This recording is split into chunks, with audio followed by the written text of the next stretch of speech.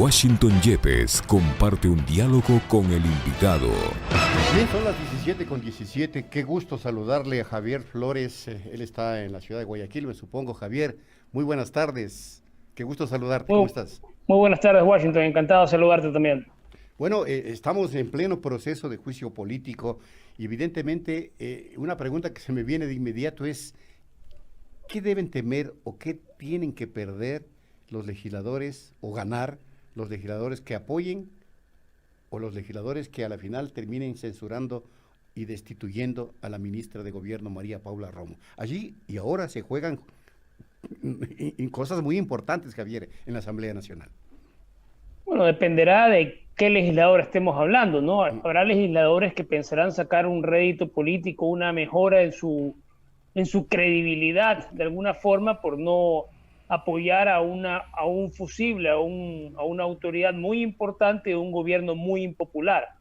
Entonces puede ser un incentivo para que algunos legisladores voten de manera favorable a la censura de la ministra, pero si por ejemplo preguntaras por legisladores del partido o del movimiento Creo, tal vez allí podrías pensar que habrían muchos que no querrían quedar envueltos en un vínculo con el gobierno actual, dada su impopularidad. Yo creo que ese es un gran lastre que arrastra la campaña de Guillermo Lasso, es estar asociada con el gobierno de Lenín Moreno. Ha sido bastante obvio que el programa de gobierno que ha cumplido Moreno durante su periodo de gobierno es mucho más cercano al programa de gobierno de Lasso en la campaña del 2017 que la del partido o el movimiento con el cual triunfó. Es bastante evidente que en el curso de este periodo de gobierno, Creo ha sido un gran aliado del gobierno nacional, apoyando sus propuestas en la Asamblea en particular, apoyando a su ministra de gobierno en otras circunstancias, y ahora mismo es un punto de quiebre. Si Creo apoya a la ministra Romo, va a quedar permanente e indubitablemente asociado a un gobierno que tiene un nivel de popularidad del 6%. Y creo que eso será un lastre muy difícil de zafar para el movimiento, para el candidato en particular, porque realmente Creo es una empresa de Guillermo Lasso, para el candidato Lasso.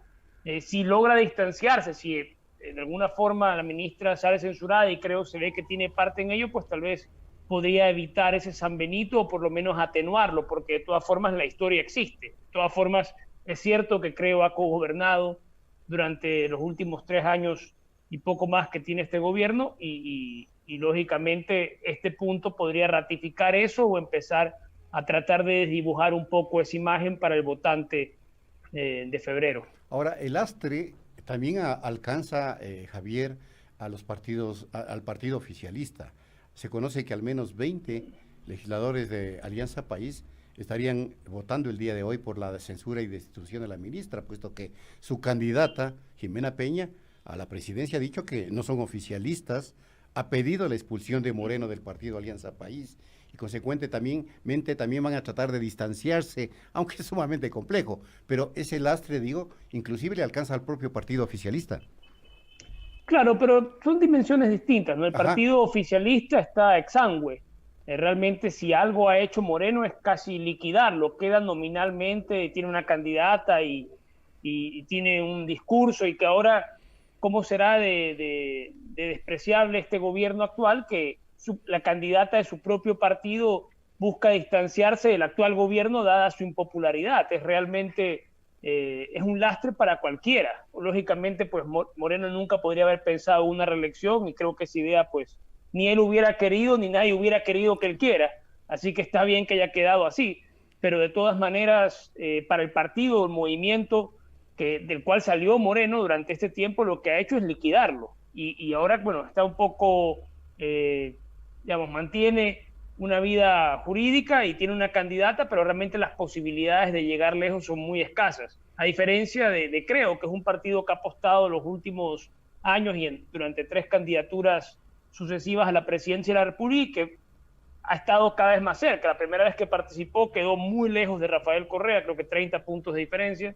En la segunda ocasión llegó una segunda vuelta y ahora esperaba que el panorama sea favorable, digamos, un poco aplicando la ley del péndulo, que era que era típica de la política ecuatoriana de inicios de la vuelta a la democracia. Y creo que eso realmente no se podría dar en su caso porque él ha quedado asociado a este mal gobierno, a este gobierno de Lenín Moreno, y eso, sin lugar a dudas, le va a generar un precio a pagar en las elecciones. Vamos a ver cómo sale en este último momento, en este último giro de la historia, qué postura toma y qué significa eso para la censura o no de la ministra de Gobierno. Eso va a determinar, yo creo que bastante del lastre que pueda cargar, el peso que tenga para la candidatura de Lasso y las elecciones del 2021. Pero el Partido Social Cristiano tampoco, Javier, de acuerdo a tu criterio, ¿sale bien parado o mal parado? Porque al parecer no fue un buen negocio aliarse con Lasso, con una candidatura que está estancada y que al parecer va a la baja, y podría perder sí, las lo que elecciones. pasa es que también tenía una circunstancia muy difícil, porque si no apostaba por ello, quedaba como un chimbador, y eso para un tipo que ya había salido a la política, estoy hablando de Nebot en este caso, Ujú. que realmente era la figura del PSC, el resto no tiene la estatura ni mucho menos de Nebot. Todos apostaban a que él salga, pero bueno, Nebot es un tipo bastante astuto como para darse cuenta de sus propias posibilidades y no se iba a exponer a un oso histórico de perder por tercera vez frente a un lugarteniente de Correa o frente a un candidato indígena. Eso no se lo podía permitir él y me parece bastante razonable que llegue un sosegado retiro sin esa derrota encima. Después de haber perdido 2 veces la presidencia de la República, una vez con una cuña a su mismo palo y la otra con su archienemigo, exponerse a esta tercera ocasión hubiera sido algo realmente doloroso para él y para su ego. Por eso yo creo que es razonable que se haya retirado, pero al mismo tiempo no tenía una candidatura sólida que presentar, o por lo menos en comparación a lo que Lasso podía crecer en aquel entonces. El hecho de haberse aliado supuestamente debió haber dado fuerza a la candidatura, pero la verdad es que no se ha No, visto aparentemente nada tangible de ello, no ha habido un resultado realmente positivo de esta alianza, y yo creo que eso le puede significar un daño bastante grave al PSC, porque más aún teniendo ahora una elección que no es entre listas, sino de una sola lista, y no teniendo un candidato a la presidencia de la República, eso realmente solo puede resultar en números más bajos de los que hubiera podido conseguir lanzando, aunque sea una candidata que sepa que no tenga un candidato, que sepa que no tenga la posibilidad de llegar, pero que le arrastre votos para lo que es, yo creo, el verdadero negocio del PSC en la política nacional, que es presionar desde la Asamblea Nacional para obtener que sus intereses sean satisfechos. En ese sentido funcionaba la candidatura de Reyes, pero insisto, el San Benito de chimbador con el que iba a quedar Nebot después de haber declinado él mismo la participación, porque le hubieran dicho, si él se hubiera lanzado, que Lasso más bien se corra a un costado y que la tendencia derecha quede en él. Pero si él mismo reniega y luego quiere llevar adelante su capricho, ya, digamos, eso iba a ser una carga negativa muy grande para él como político. Yo creo que lo lógico de esa perspectiva era apoyar a Lasso y tratar de que esa candidatura crezca.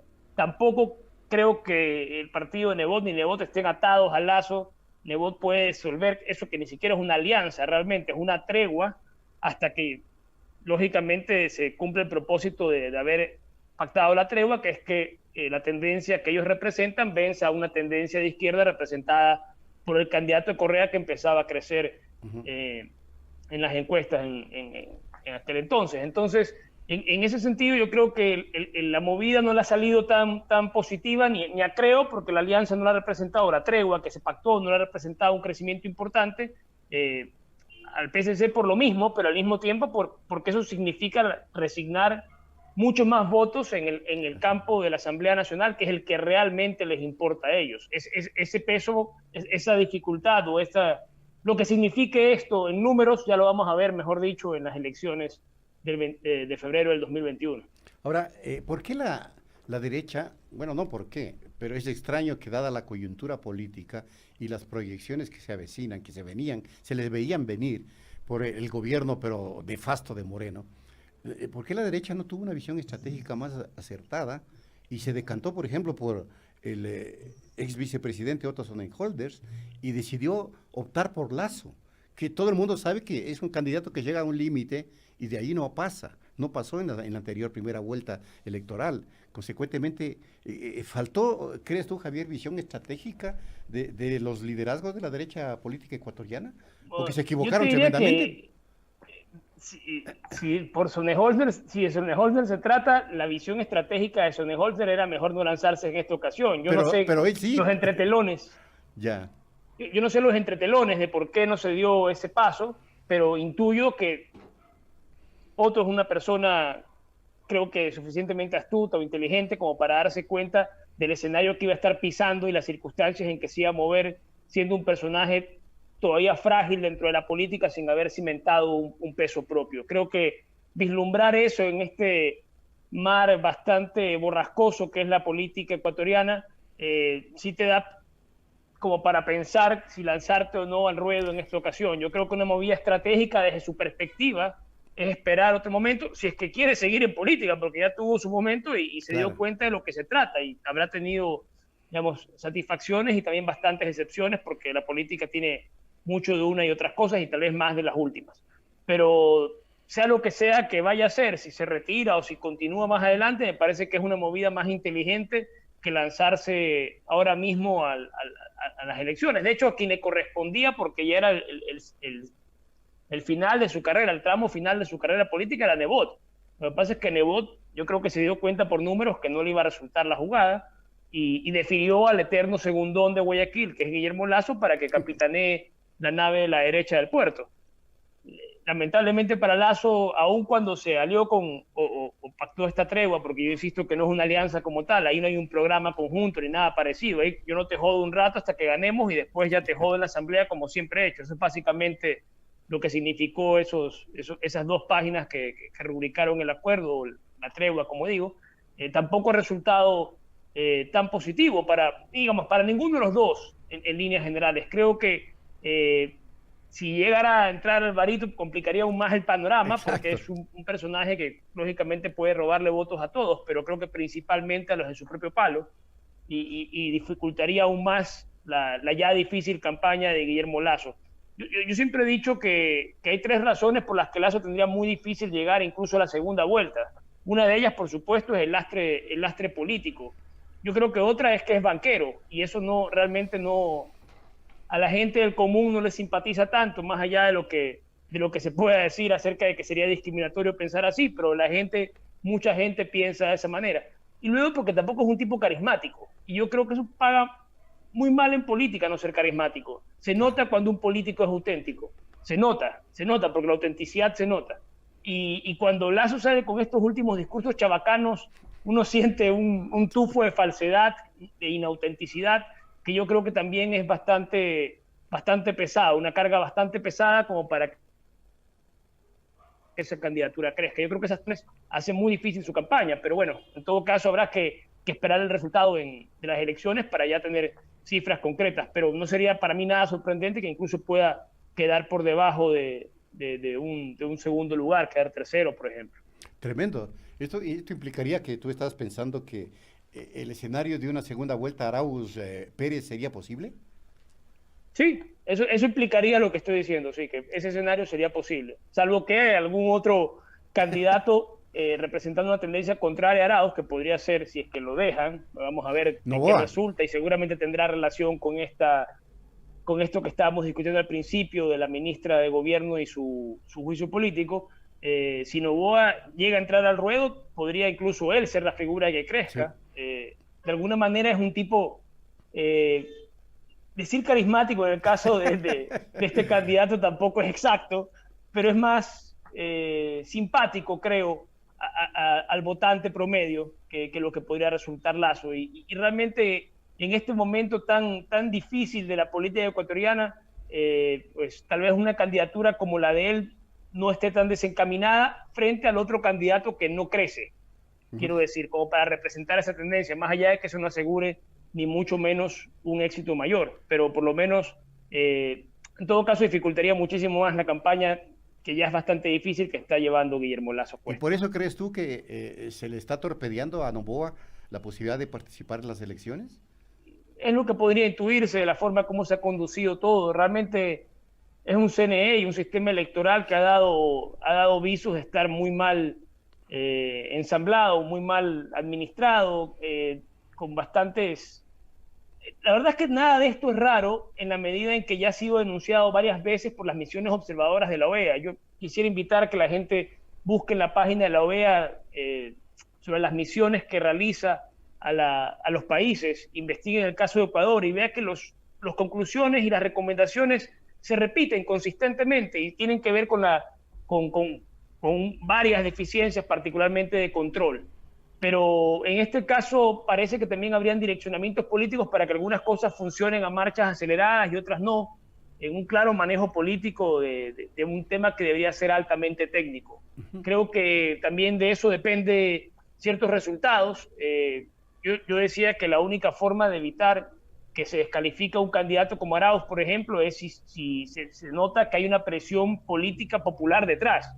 Porque si fuera por la política tal como la conocemos en este país, no sería nada difícil pensar que se podrían estar interesados en sacar de plano un candidato con una leguleyada, como ya se lo intentó tiempo atrás, y yo creo que tuvo algo que ver la presencia de gente protestando de forma pacífica por lo que consideran que es el derecho a elegir, que al final es lo que tiene que garantizar un sistema democrático, y como un subproducto de ello, el sistema electoral, el órgano de control electoral. Yo creo que lo menos que se puede aspirar es que haya esa posibilidad satisfecha de que todos puedan acudir a las urnas y votar por el candidato que prefieran, y no que haya una obstaculización a ese voto por parte de un órgano que ha tenido un manejo político de la situación. Pero insisto, creo que eso tiene que ver incluso con lo que se está resolviendo el día de hoy. Vamos a ver qué resulta de ello cuando ya haya un resultado definitivo que esperemos que se dé hoy. ¿Cómo calificarías finalmente, Javier, el paso por la política de la hasta ahora ministra de Gobierno, María Paula Romo? No sabemos si la van a destituir y a censurar, pero históricamente, ¿qué ha significado ese paso de María Paula Romo por todas las connotaciones por el país, por el gobierno del país? Una mutación, significó una mutación. Esa señora se drogó de poder y cambió, y ahora ya nunca, este es un momento, valga decirlo, de ruptura de su carrera política. Yo creo que nunca más se podrá reivindicar ni de izquierda ni de derechos humanos.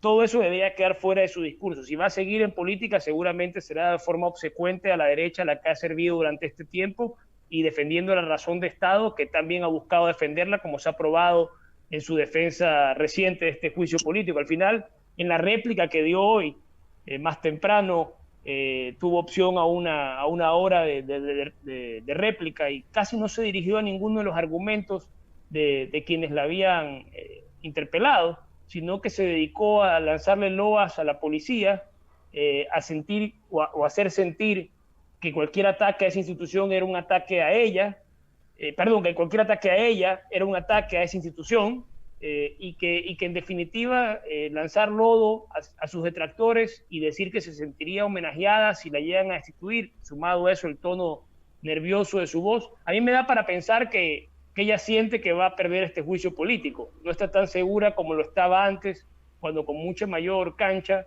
podía zanjar el tema con facilidad. Yo creo que el mensaje que mandó ahora último es bastante decidor de la mujer en que la política la ha convertido. El poder ha mutado a una persona que se decía tener ciertos valores de izquierda y un compromiso con los derechos humanos, insisto, en una persona que está orillada o escorada a la derecha y es una defensora de la razón de Estado.